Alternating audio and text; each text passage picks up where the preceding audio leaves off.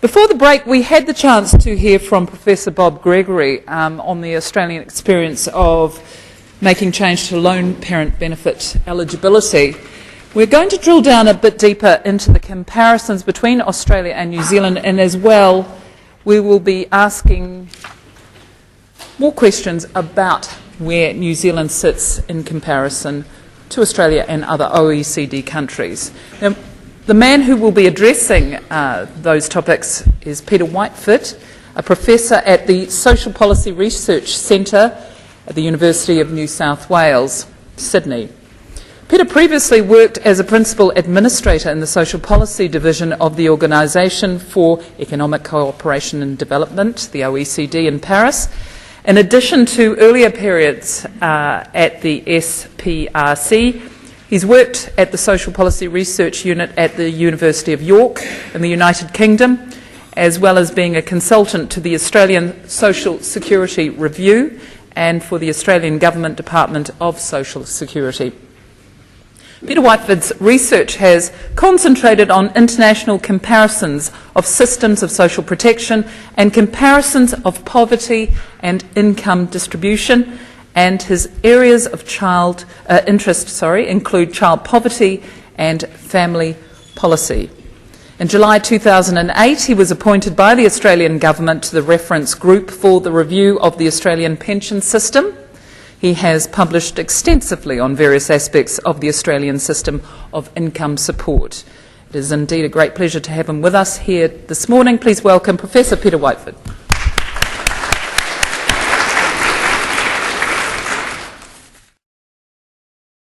Well, thanks. I'd like to thank the organisers for inviting me over here. What I'm going to talk about is the sort of broad design of the New Zealand welfare system and how it compares with other OECD countries, and in particular Australia.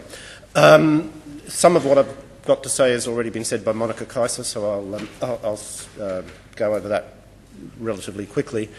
And a lot of the material is drawn from an OECD report called Growing Unequal. I'd say it's available at all good bookshops, but I think you have to go to a very specialised bookshop to get it, which came out about 18 months or 2 years ago. The other thing is that what I'm looking at are the statistics are necessarily slightly dated. So a lot of the comparisons, the most recent international comparisons, tend to go up to around 2005. And there have been very significant changes, not only in New Zealand but in other countries since then. So it's a bit dated. But a lot of these comparisons don't necessarily change significantly in relatively short periods of time. What I'll start off with is talking very briefly about some of the limitations of this approach, and then talk in broad terms about the design of benefit systems and the issues of targeting, progressivity and redistribution. And then I'll turn to some of the specific comparisons of how New Zealand compares particularly to Australia. Now, I'm going to be very brief on this because there are lots of limitations in making international comparisons. There's lots of limitations in talking about poverty and redistribution. The main thing is that it's a sort of a statistical framework which produces results that are supposed to be comparable, and as far as possible they are. But there's a lot of assumptions going into producing these sorts of statistics. And some of the most important are that things like the minimum wages are treated as if they're not part of the government redistribution system. They're treated as if they are part of market operations. And also, I suppose, I'm only looking at people's cash incomes. I'm not looking at the services they receive from government or the indirect taxes they pay. But I'll move on quickly from those, just to note that there's lots of things you could disagree with, but I think that in broad terms this is the most comprehensive approach that's possible with these sorts of data. But in general terms, this is another limitation of this approach, but you need to look at the cash benefit system in a broader context of social protection, so that in addition to government cash benefits, assistance can be provided through allowances or concessions in the tax system, or through direct service provision in, say, for example, in childcare. So say, for example, in Australia, we have what's actually effectively a voucher for childcare. We pay people a benefit according to their hours of childcare and their income, and it can be paid directly to the provider. Whereas in a lot of Nordic countries, it's actually direct government provision of childcare with very low fees. The other important thing is that the tax system can offset or reinforce the objectives of social protection. And very importantly, in a number of countries, you have occupational social welfare, which can be provided either voluntarily or on a mandatory basis. And in New Zealand and Australia and a lot of other countries, regulation of labour markets is a very important social protection role, and in New Zealand and Australia has a very long history. And obviously, of course, there's the whole role of the private social welfare churches, NGOs, and the family and friends. That last area is probably the area where it's most difficult to make comparisons across countries. Now, as I assume just about everybody in this room knows, the New Zealand and the Australian social security systems differ from those in most other countries. In Europe, the United States and Japan, most government benefits are financed by contributions from employers and insured employees, and benefits are usually related to past earnings. So that, for example, if a higher income worker becomes unemployed, they'll receive a higher benefit than a lower income worker, and obviously in retirement they'll also receive a higher benefit, or if they become disabled.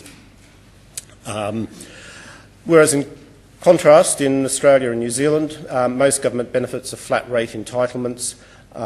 They're not financed by contributions, they're financed from general government revenue, and there are no explicit social security taxes in the same way that there are in North America or Europe. In addition, in both countries, but more so in Australia, most benefits are income tested or asset tested so that your entitlement reduces as resources increase. However, because these systems are not contributory, eligibility is based on residence, and coverage of the population is actually quite broad because you don't have to have contributed to receive benefits. And also, for most payments, duration of receipt is not time limited. So you have, in contrast to a lot of other countries, you have income support payments potentially being paid indefinitely, subject to the continued meeting of eligibility criteria. Now, I think there's a lot of misconceptions about the New Zealand and Australian systems. Because they're income tested, in a lot of the social policy literature, I don't know how many of you read that, there's a tendency to see New Zealand and Australia as residual benefit systems where we only target the poor, and it's really like a system of social assistance. I would argue that perception is very much mistaken, because as we know, benefits are legal entitlements. There's limited discretion in the system. Well, I'm assuming this is the case in New Zealand. My understanding of it is that this is the case. And the people have the right to appeal and to administrative and judicial tribunals. And also in both countries, which is different from a lot of other countries, the system is a national system, with entitlements and conditions basically being uniform across the country. And while more payments are income and asset tested than in most European countries, these income and assets tests are actually much more generous than those typically applying in social assistance schemes in Europe. So in a sense, New Zealand and Australia are sort of hybrids, falling between a social insurance system and a social assistance system, in some senses being less generous than some aspects of social insurance, but more generous than most social assistance programs. And I'm happy to discuss that later.